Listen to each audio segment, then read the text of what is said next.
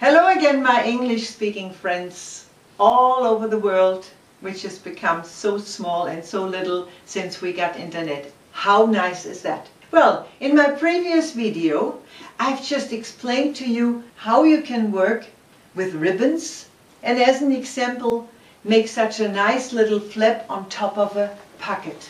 But I also mentioned that I prepared myself some extra ribbon on this long piece of material because I have something special planned on this as well. And now what I'm going to show you now, you can either use for a new shirt and blouse that you want to make, or if you have an old shirt like me here where you want to just do a change, you can also do it on that shirt to do a change. Because I want to get this nice bordered look also here on the front. And as you can see, just holding it there, how lovely that looks. Now I tell you, there are people that say the German language is a difficult language. Well, to be honest, so easy English sometimes isn't either. Because I was trying very hard for 2 days to find a proper word for what we're calling this. Because we're calling this eine verdeckte Knopflochleiste oder verdeckte Knopflochblende. Okay, I couldn't find the word. I extra had to call my friend in England, Kim, to ask, what do you call this? Kim, thank you so much. I got it written down so I don't forget. I can either call it a concealed button placket or a hidden button placket. So that's what we're going to do. We're going to do a concealed button placket. And if you're now interested and you got nosy how I'm going to do that, then you should stay tuned and I show you step by step what you got to do. Alright? Let's get cracking. Let's go to work. So first I tell you exactly what you need if you want to do it the way I've done this one. The main material on the top. You need to cut a long stripe in the length, of course, of your front from your blouse, your shirt. And I cut mine approximately 6 centimeters wide. Then I added the design with a ribbon of my choice to put right in the middle. And I ironed these two sides over, so I got a finished width here of 3 centimeters on my stripe.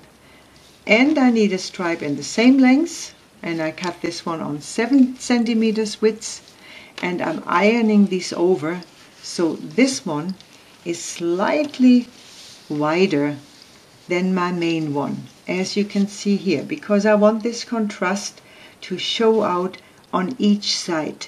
So now all I have to do when they're prepared like that, nicely ironed, I put them right in the middle, making sure that optical wise I do have the same standing out of my light material, of my contrast material on each side.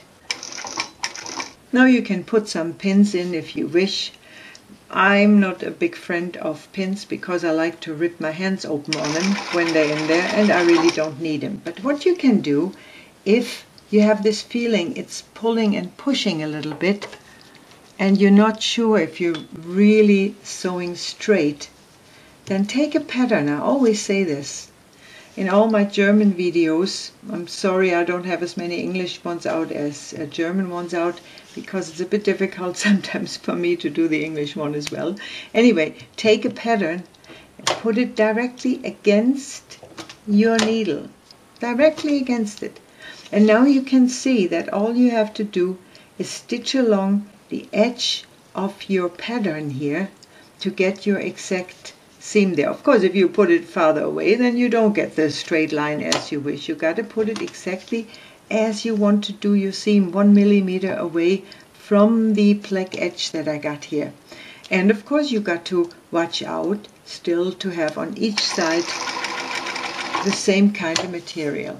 Okay, I don't really need this, but I wanted to show you this possibility anyway, so you can try to use this if you have this feeling your material is pushing and pulling, which is with some machines, if you don't have a good transport, anyway, the case. Now I got this stuff here which has a needle transport which means, of course, I got an underneath transport as well, that's clear, but it's called a needle transportation machine, so that's what I got here. So you go all the way to the end. As you can see, my white stripe is a little bit longer. It doesn't matter. I will sort that out later, exactly in the width as I need it. Okay, you get to the other side, and of course you do exactly the same.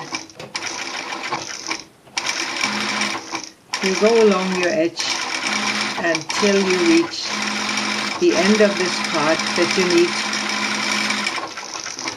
for your shirt, for your concealed button placket. What a lovely word combination. Okay, now I gotta get the shirt and I show you the continuation. As my shirt was a finished shirt, I first of all had to slightly open the top where the color hits the actual front part of the shirt.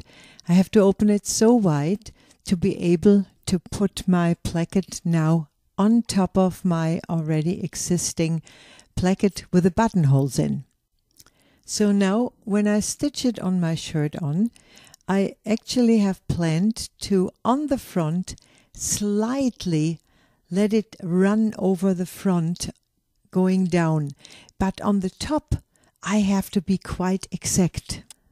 I have to be edge on edge because I got a 1 centimeter seam here where the color will go on top again later. And also my color will have to fit onto it again. That's about how farther down I want to let it roll out a bit. But as I said, on the top I got to be even. Because if I'm not even and I would have it stand over, let me overdo it a little bit. Because when I overdo it, you can see, then suddenly I will not be able to stitch my color onto my front on again because that would be too far. So I make sure I put edge on the top, and for the beginning just hold with a couple of stitches my new placket on top of my front shirt. So I can now straighten out my shirt, look for my buttonholes that are underneath, because those I want to cover with this placket right now. And I want to, as I mentioned, let it run slightly over the edge so they're not totally even. It doesn't matter so much here actually with my black shirt because that's hardly everything invisible, but if you have a different color, you will see if the bottom shows out towards the front, that wouldn't be right. That wouldn't look nice whatsoever. And so you can see I'm stitching on my little white overstanding part.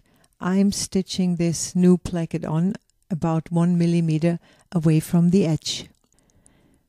Actually, before you start stitching this edge on, you should have had a good look if your front, where you're stitching it on, is really well ironed, because you want all the parts really to lie down flat and not to get any crinkles or any widths in any part, neither on the bottom nor on the top in your new placket in. Now, coming to the end of my shirt, of course, I would have had the possibility to say I will open the hem on the bottom up as well and stitch the hem in one go all the way through. But as there's quite a few materials here, it would really get a little bit too thick to do it like that. And that's why all I'm going to do it, I'm going to shorten this one a little bit and then fold it over twice and stitch with a plack stitch over that placket, so my seam there is done as well. And of course, now again I have to stitch my color onto the top on this here. So that's what I'm going to do all right now. And then I would say I show it to you how it's back on the doll, already fixed up with this lovely concealed button placket over it. So here we go. That's the result for your concealed button placket. It's so easy and so simple.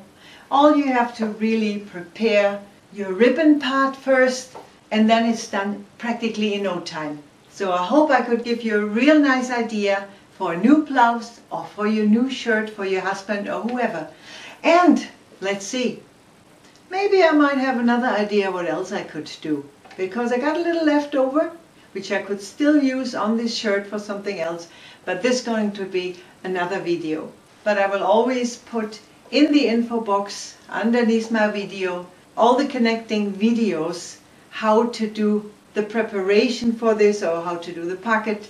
So all you have to do is really look in the info box, and all you have to do is click on the link and you find what you're looking for. So for now, I like to say goodbye. Take care. Stay healthy. As you know, that is very, very important those days. And Kim, in case if you watched it all the way to the end, thanks again. I never forget a concealed button placket again. Goodbye, everybody. Let me know where you're watching me from. I like to know. I'm nosy. Tschüss.